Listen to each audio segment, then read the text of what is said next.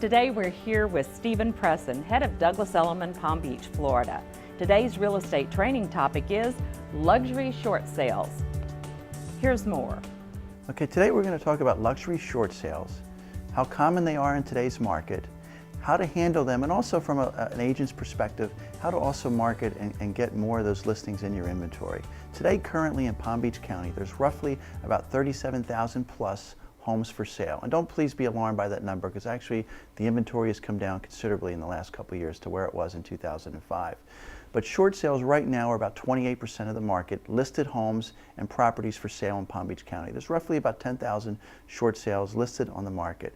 We're starting to see short sales pop up. They're popping up in some of the luxury markets. They're not commonplace by any means, but they are popping up. You're seeing them in intercoastal communities like Gulfstream, Ocean Ridge, Hypoluxo Islands had several, as well as up to Palm Beach has had a few over the last year or so. And the other trend we're seeing is you start out with a listing, and 6 months into it, your client calls you up, they want to have a conversation, and basically in that conversation we find out that they're a little bit underwater, and then basically meaning that their list price is less than what's owed to the lender or lenders. So in that situation, then we have to do a short sale. So how do we do them? Well, first of all, there's a couple keys that are really important from a listing agent's perspective and how to do them effectively. First of all, you want to align yourself as a listing agent with a law firm, an attorney, or a title company that specializes in short sales. That is at least 30, 40, 50% of their business, and they have a team of professionals whose only responsibility in that office setting is to handle the short sales. Short sales are very, very timely.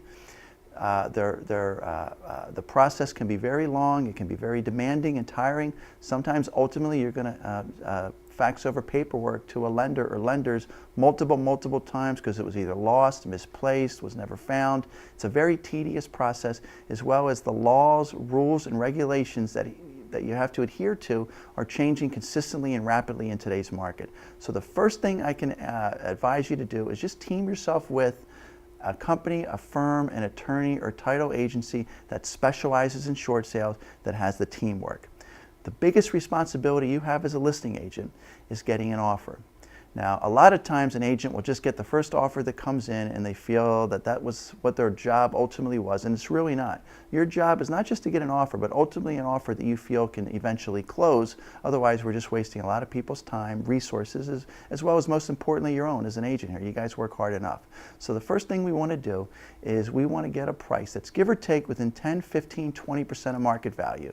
If you get an offer, hypothetically, on $1 million short sale that comes in at, say, 50% of listing price at $500,000, quite frankly, if you went through all the trouble and effort and work and resources to get that offer ultimately to the lender, quite frankly, they probably wouldn't respond to it.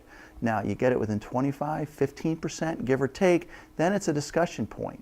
The other thing that's really, really important is when you're getting that first offer is you really want to make sure that that buyer is really committed to the property as well as the process. You need to be upfront. Short sales aren't short. They can sometimes take a very long period of time, 30, 60, 90 days. We've heard some instances where it's taken up to a year. The good news is that process, I think, is getting a little regulated. When I speak to other attorneys out there, they're telling me that the time in processing these is a lot shorter today than it was a year, 2, 3 years ago.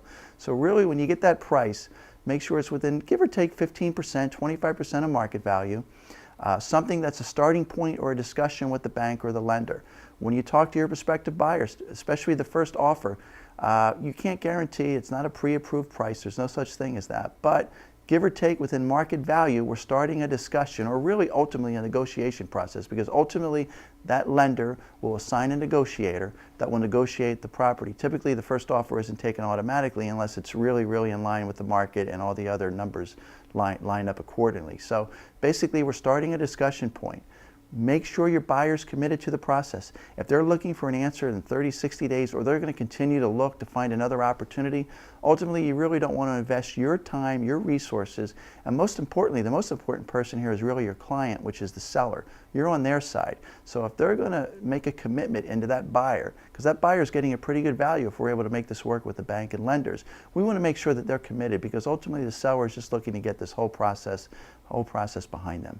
So the two most important things I can tell you is align yourself with a professional who can do all the back end work, because once you've gotten your offer, You've submitted it to your partner in this, which is that attorney or short sale processing firm, and ultimately the rest of the process is on them. And if you partner yourself with experts in that field, the likelihood and skill and success ratio of that going through is really increased considerably. The biggest mistake you can make, and I see some agents do it, is they try to do the short sales themselves. They've either had a bad experience or they just like ownership of the whole process or whatnot. It is really a long process. It's tedious. You need to be on top of it. It's very time consuming.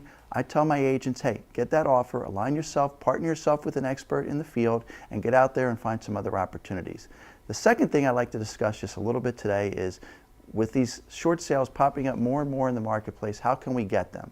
Well, I'll give you a couple of ideas. First of all, you can align yourself with a list company, and basically you can buy data in any type of fashion that you like. And one of the things that you might ask a list company to work for you on your behalf is to find out properties that get 90 days in arrears, that haven't made a payment in 90 days. Because once they hit that 3-month ratio, then really the process, the clock starts ticking. They're going to start receiving calls from their lenders, and then all of a sudden the bank is going to pay some attention to them, because I tell people banks don't like doing short sales, but they don't like doing foreclosures. So if they have a choice between the lesser of two evils, it's in the bank's best interest, if that seller qualifies, is to do a short sale. So one of the things we can do is align ourselves with a list company, get clients that go 90 days in arrears on their mortgage, and then basically come out with a nice packet, media kit, something that you can drop off on the doorstep very nicely, that really talks about your success and track record.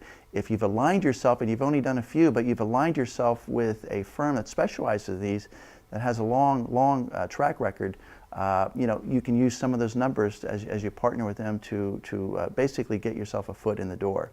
The other thing that you can do is run a list every single week of expired short sales that are, say, a certain dollar amount or above. If the dollar amount that you want to work in is $500,000 or above, or $1 million above, basically have that list current every single week of any short sale that expires in your area of expertise.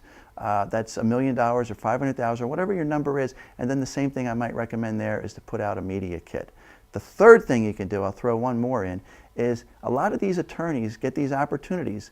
They handle the short sale process and negotiation. They don't handle the front end. That's where our piece comes in, the real estate portion. So get out, call a couple of these short sale attorneys or specializing firms that specialize in this, and see if you can go sit down with them, have a cup of coffee, and then really build a relationship, a rapport that really talks about you, the value that you bring, and most importantly, the expertise, and that you truly understand the process.